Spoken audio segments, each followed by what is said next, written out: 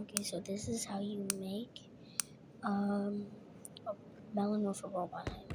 First grab the melon, then grab whoever's arm you want. Go into pause mode right after this.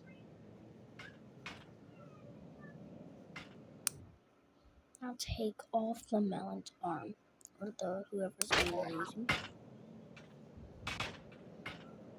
Now go and flip it if you have it on the different side. Now take off the melon's arm. Oh, didn't do that right.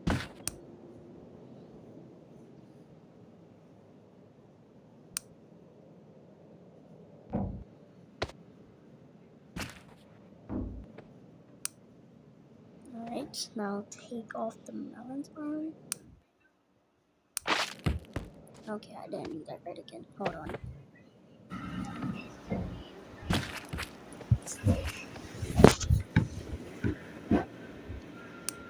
Okay, now what I'm gonna do is I'm gonna do this, then just delete the arm.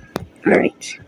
Then now you grab and disable the collisions, grab the arm. Oh, okay, now if it doesn't show when you try putting there, then you grab the wrong arm and you gotta get the other one. Now flip and disable collisions again.